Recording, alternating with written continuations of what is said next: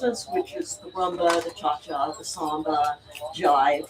So you can either do the 5 standard or you can do the 5 Latin. Or both. Or you can be crazy like we are and do what's called 10 dance, and you have to do all 10 of them. And that's what we do. It's just kind of crazy, but It demonstrates our poor judgment. No, it demonstrates your physicality. And I hate that word, but that's the only Now, one when are I you can going come back up to? with. When are you going back to Italy? June 11th, and we're going to spend some time with a training camp there outside of Bologna. Then we have a competition in Cervia, and then we're going to stay there for a training camp in Corle, Italy. No, I'll try not to. You poor thing. Yeah, don't Yeah, because we could like hear it. sound like a bass drum. Yeah. So if I do it, make sure my timing No, is. you're fine. Yeah, I'll just, sound like a good bass drum. Yeah, we're hoping to spend time with this particular training camp. They're called Team Diablo, which sounds odd. Do y'all do training camps? Do y'all lead training camps? We try to do them whenever we can. Okay. attend them. Attend them. We coach the university ballroom Okay. competition team, Okay. but Right. they don't have the same kind of camp situation that we have in Europe. Okay. Ballroom dance is much more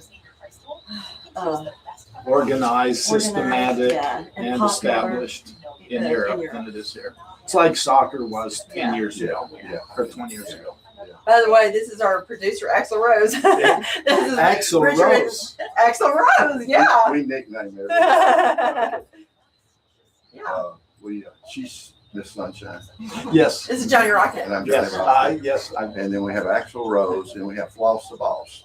floss the boss. Floss the boss. She's not here today. And then we have Hannah Montana, Okay. and they're all university I just students. get called Richie Rich, or I did. Richie Rich.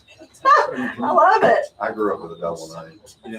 So we'll come back with a commercial. Yeah, we'll do Brian Lane. We should maybe mention the secret word again before we go to the air. Welcome back to the Noon Show right here on FM 100.1. Thank you so much for joining us. And we are dancing our way through the show today with Richard and Rita. And this is just a delightful couple, folks. I wish y'all could be in the studio with them. And we're going to get back to the conversation on their international dance competition.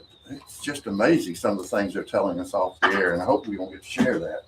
But before we get back to our special guest, just want to remind you that this show is sponsored by our good friends at Bryant Bank. And Bryant Bank is the community's unbelievably best bank. Oh, yeah. I mean, civic oriented, a true community-based bank, founded here 20 years ago. Oh, isn't that incredible? Family founded, family owned, lots of good people involved, and they are the best of the best. They are professional, but when you become a customer of Bryant Bank, then you get treated like family. I mean, they treat you like their best friend, and they can work with you, and just like they do with us, in helping meet your financial goals and needs. So it's really easy to become a customer and part of the Bryant family. All you got to do is stop by, and their main headquarters over on McFarland Boulevard North, with very accessible branches in Northport, up around North River, and in beautiful downtown T-Town. So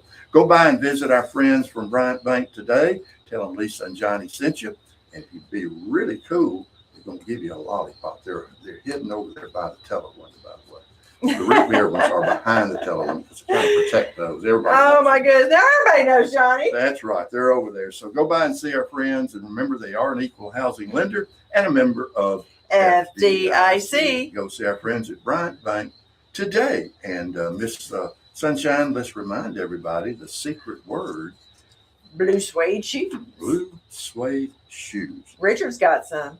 I'm not going to step on them, Richard. I'm not. Well, I'm not. I'm gonna go buy some now. Are you really? Yeah, I saw some yesterday. I think I'm gonna go back and buy them. Wasn't sure I was gonna get them, but I think I'll go back and get those. Fabulous. So off the air, we were talking to Rita and Richard about dancing, and the terms follower and leader came up. And so I've got a question based off of that. Tango relies heavily on subtle communication and shared presence rather than memorized choreography. Would you agree with that? Okay. How do you listen to each other in tango, and how does that kind of listening translate into your competitive ballroom dancing? Well, there is lead and follow in competitive ballroom dancing, and the very best competitive ballroom dancers can lead and follow. They can improvise. They can do everything. At slightly lower levels, it's much more common in Argentine tango. And I'll maybe just start out by saying what the mindset of the leader is, since I'm normally the leader. Okay. And then Rita can fill you in. So when I'm a leader, especially in Argentine tango, I know something about who I'm dancing with. I know what she likes to do, what she doesn't like to do, and I know what I can communicate and I know what I can't communicate. So I start out with an understanding of my partner. Now in Argentine tango, you'd usually dance a tango, which is 3 dances. So the first dance, you find out about your partner, you find out about their preferences, you find out how they respond to lead. The second dance, you can be a little bit more adventurous. And then the third dance, you can go nuts. In a good way. If the first 2 went well. If the first 2 went, and if you're a good leader. So a lot of people think lead follow is the leader bossing the follow around. That's absolutely wrong. A bad leader thinks that way.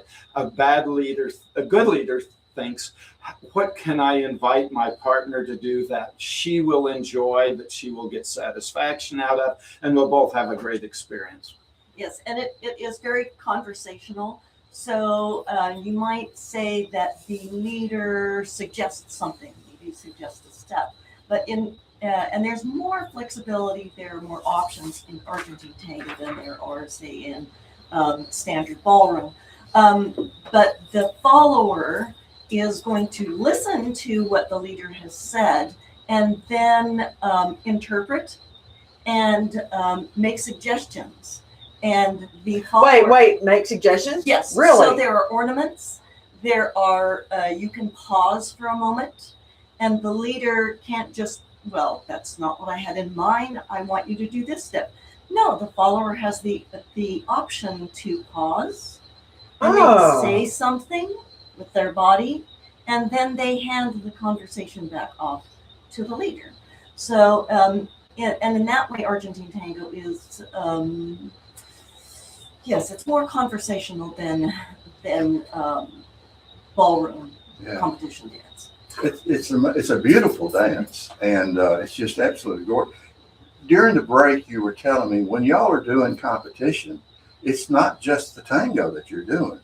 You're doing, as you told us, there are certain groups of dances that are required, but y'all do dances out of both, which means you have to do 10 dances in competition. Yes, that's correct.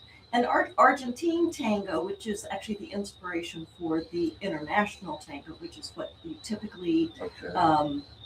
dance in an international ballroom competition, are a little bit different, even though they are related. Mhm. So in the Latin group, you have, for international style, you have samba, rumba, cha-cha, jive, and paso doble. And if you do international Latin, you are required to perform those 5 dances in your group. Then if you are competing in international standard, that is your slow waltz, your foxtrot, your quick step, your Viennese waltz, and your international tango. Okay. And then typically at ballroom competitions where they do have Argentine tango as an event, it's usually by itself. Okay. So it's usually what is called a specialty dance. Okay. Oh. But y'all compete doing all 10. Yes, That's amazing. Yes, we. It is amazing as I think about it. I'm very simple question. What does the practice process look like as you're preparing for international competition? Yeah, Lisa's seen a little bit of it. Oh, yes. So, and this is the challenge. I keep wondering sometimes, are they going to look up and see me looking at them through the window? Yeah, this is why I agreed it was amazing, because we both have jobs, and 10 dances require, you have to practice them all. Oh, you have to do it all. And we hardly have time to practice them. So it's a real challenge. The reasons to do 10 dance, and the Europeans know this, is you learn things in Latin dance that help your standard dance. So for instance, you'd be surprised, but in waltz, tango, and foxtrot, you have to use your hips. You have to use your different parts of your body. You're trained to do that in Latin In Latin, dance. yeah. And so that really helps. But most people will start in 10 dance and then specialize in either the ballroom, the standard dances, or the Latin. We just aren't smart enough to have figured that out. What's a typical practice schedule as you're getting ready for competition? You want the ideal schedule? The ideal schedule would be 3 hours a day. At Wow. least. Ooh, that's rough.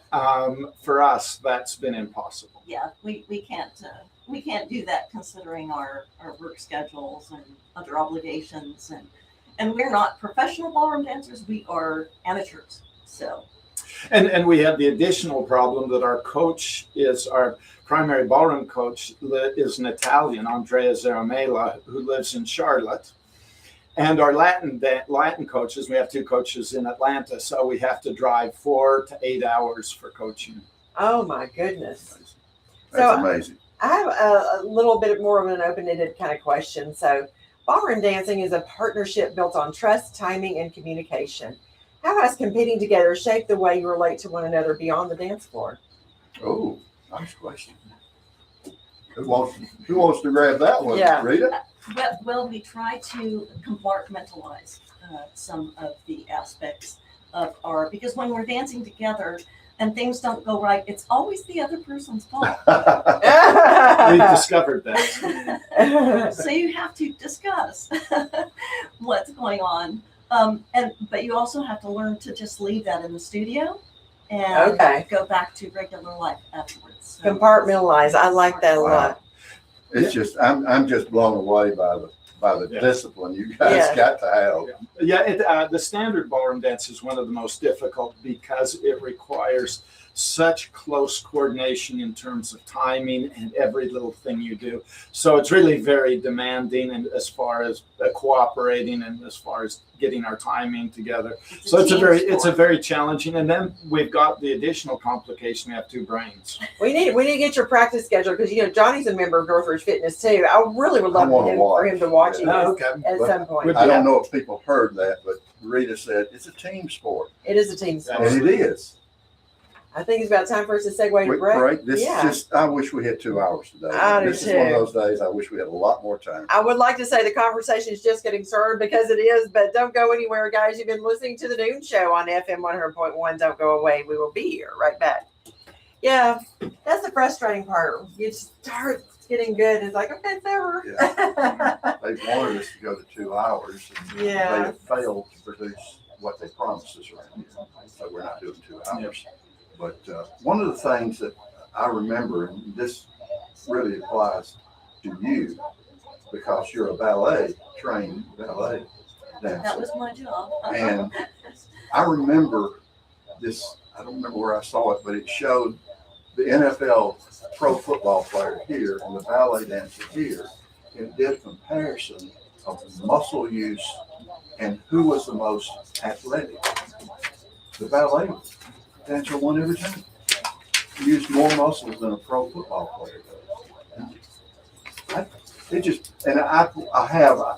I don't like Dancing with the Stars. I think it's too pretentious for me. But I have watched on PBS some of the true ballroom competition, and it's just amazing. It is the The Dancing with beauty the Stars is a little crass. of it. It's pretentious. But if you watch some of 2 people we've had coaching from, Gabriela Gaffredo and Anna Matus, if you see them, you will never see better athletes than those 2. Well, I recognized immediately watching the two of you that this is a whole different thing. Oh, it's totally different. And for the adults, I mean, we're old, we're seniors. For the adults, you see absolute fantastic Well, athletes. those PBS shows I've seen, it just I look at them amazed. Johnny, I've got a question to lead off with. We made the remark about being amateurs, and I feel like that's it's an interesting, like, what really isn't it? You're not getting paid. You're not. No, we're good. So, but you're doing it for the love of it. You're following your passion. So this next question is going to relate to that. So, Yeah, actually, I have more respect for those who do it for that reason instead of being professionals and getting paid for it. There's more respect. It's like the Olympic athletes. It is. That's a good way to put it. And ballroom actually is acknowledged by the IOC committee, and it was part of the World Games in Oh, Birmingham. was it? Oh, Oh, okay. well, I guess mean, didn't if know you were a that. professional, you'd need to be doing it full time. Did you have other jobs? I mean, That's it's just That's so just- much more respect for someone who's willing to give that amount, that commitment that it's got to take. I mean, you said 3 hours a day. I mean, not obviously can't do that, but I can't imagine doing that for anything. Although I've been writing this one since 6. wow.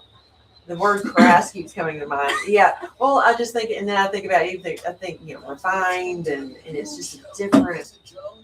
It's a different world. It's a totally different I world. just can't. I wish I could just do a pretty walk. Fall all over myself. All of mine would be crass because I'm a big beginner. Do my We're best. all beginners at some point. Welcome back to the Noon Show right here on FM Yeah, welcome 104.1, and we are truly dancing through this hour. I mean, what a lovely, lovely couple we have with us, Richard and Rita, talking about their international ballroom competition and a lot of other related things. And I'm having, this is one of those special days for us. We have lots of great guests. This is We do. actually moving to the top of my list. The whole room is sparkling. But before we get back to our conversation, we want to get back pretty quick because there's so much we want to talk about. And just want to thank our wonderful sponsor, Hudson Pool Fine Jewelers, who have been so faithful to support the show and allow us to talk and deliver this kind of conversation That's every day. And to Pooji and the team, thank you for all you do for the Noon Show, but also thank you for what you do for the community, because there's no better community example than Hudson Pool. Family owned, a local business, been serving each one of us for almost 41 years. Isn't that incredible? Helping us find the perfect gift for whatever occasion or just because that we want to make somebody feel good, want to put a smile on their face. And Well, they do it every day. And that's what Hudson Pool Oh, does. they do. They help us all put smiles on people's faces. Absolutely. And they can do that for you. Just go visit them in beautiful downtown T-Town, 1111 Greensboro Avenue. Tell them Lisa and Johnny sent you. And if you're one of those out-of-towners that want to take advantage of Hudson Pool, go to hudsonpool.com. If you're an online shopper, go to hudsonpool.com. Same great merchandise, same great service, and they'll take good care of you. We promise you that. And when you go by, tell them Lisa and Johnny sent you, and tell all the folks down there hello for us. Yeah, please do. So we were talking earlier before the break, and the word amateur came up. Oh, we're not professionals. Well, okay. You look professional, and the word amateur just really, to me, it just means you don't get paid. You have other jobs, right? But this is, in essence, you're following your passion. And so here's what I would like to know. As international competitors continuing this journey beyond retirement, how does it feel to pursue excellence purely for the love of it? And of course, that's what you aspire. You can tell right away. You aspire for excellence. So, Yeah. Well, I'll put my philosopher hat on. okay, please do. We give our life meaning by what we do. And we're ready to retire, but we're not ready to give up all meaning. We're not ready to park ourselves on the couch, sit and watch TV, go on cruise ships and eat and drink and stuff like that. So Amen to that. So what we want is we want something that we can work at constantly to try to get better at. And ballroom dance actually works great for this because we're also getting older and we want to maintain our physical health. Exactly. We want to have to remain. We don't want to fall down and hurt ourselves. Correct. And That's dance is cognitively very demanding. That yes. is. So people who don't do it don't realize how demanding it is. Exactly. I say this as a philosopher, which is kind of a cognitively demanding job as well. But dance is very cognitively demanding, and right. plus we meet some really great people. Well, as someone who has dipped a little toe in the water, I can echo that. It is very cognitively demanding. Everyone will say, for example, I'm a tap dancer too, and very, very, very amateur, just so you know. And they would make the comment, well, that's really good physical exercise. And it almost surprises me. I'm like, well, yeah, it is, but it's mentally challenging. I'm literally building new neural pathways as I learn choreography through tap. So you are still learning, right? Yeah, and doing the same thing, right? Yes, and hopefully getting better. We don't know how long that will, where our ceiling is in that regard, but we figure we're going to invest what we can, see how it turns out, and as long as we are still doing well, getting the enjoyment, then I think we have all of the benefits that Richard was just talking about, especially balance. Balance is one of those things that's very, very important as you start to get older. So it's good for us. You meet interesting people, and when you're traveling internationally, you meet interesting Europeans in addition to Americans that also compete abroad. Yeah, and you just fully retired, if I'm not. Yes, I just barely. January? Yes, January. Yeah, last month. Last month. We've been in Tuscaloosa for almost 30 years. Wow. So I will have done 28 years, and after I think 29. It takes a long time to decompress, just so you know. Actually, it does. And other things too. If you find your passion. Well, it depends on who. I think Richard's point was so important that, just because you quote retire from something doesn't mean you leave life, because that's so important. That's what we've done. I mean, a whole new career in something we never thought about. And that's such an important point to share with our audience. Yeah. So what's next for you two? I know you're getting ready to make some travels. Yes. So this summer we're going to Italy to do a competition. I think we mentioned that. And then we're hoping also to return to Europe in the fall to check out some other competitions. One of the reasons we chose international style ballroom over American style is because we wanted the excuse to compete internationally.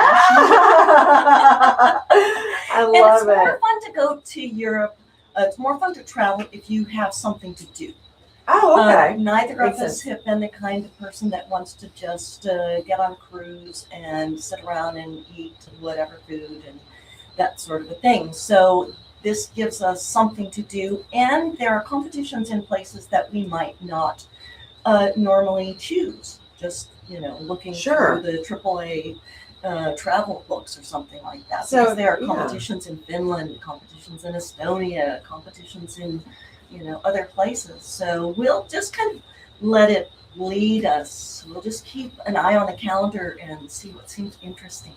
Yeah, I like the sound of what you're saying. So you're not the kind of people just to sit around and eat and drink on a cruise. You need something to be fulfilled. And it's something that you work on together as a husband and wife team. Yes, that's very important. That's very important. It's a really healthy way to live. Quick question. We were going to run out of time. Is international dance in Europe different than it is in the U.S.? Yes and no. I mean, there's a lot of the same technique that you need to dance with a partner. The style is a little bit different. And I would say the main thing is it's so much more popular in other parts of the world, and not just in Europe, but in Asia. The kids, they grow up dancing. And that is an unfortunate thing in the United States, that we don't have that opportunity. Yeah. And what I've only seen it on public television. That's the only place I've seen it. It looks more passionate in Europe for some reason. The level of technique is much higher in Europe. So it used to be that for American to finish in the top 50 in a competition was amazing. Okay. And in Europe, last year in Cervia, there were 250 couples in one of our events. And here, if we're lucky, we get a dozen. Oh, really? Yeah. It's a huge difference. It's a huge difference. And the competition have 2,500 couples. Wow. Oh my gosh. Well, Richard and Rita, this has absolutely been delightful to meet you two. What a great pair. And gosh, we wish you the best, and just keep enjoying yourself, because I can see it on your face how much you enjoy this. Thank you. It's been a Yes. great pleasure to be here. Oh, Yeah, what a thank lovely you for couple. hosting us, and also thank you for encouraging a new relationship with the Fairfield Arts and Sciences. And I would like to encourage people to look at the university. There's a new performing arts academic center, Oh, yeah. theaters that are being built. Mhm. And I don't want to get ahead of the schedule, but just keep an eye out for what's happening on campus. Yes. And feel free to, as part of the Tuscaloosa greater community, to share. Great message, and that's you exactly for that, what we're Rita. trying to do, because we love you. the college and the people that are participating in all this. We love them to death. Yes. So don't forget to drop the secret word, Blue Suede Shoes, in our post on Facebook to qualify to win an autographed copy of The Genuine Elvis. We are giving that away live on the air on Wednesday. Tomorrow we have book author Gregory Whitus. He'll be bringing his new book to light. And we have run completely out of time, so I'm going to go ahead and close this out. But before we go, I would like to remind everyone, don't forget to spay or neuter your furry friends and keep those tails wagging with up-to-date vaccinations. This is Lisa Jones signing off for the Noon Show. But before we go, I'd like to wish everyone a splendiferous rest of their day. See you on the radio tomorrow. Woo! Oh my God! If I'd known, I would have worn my blue suede shoes.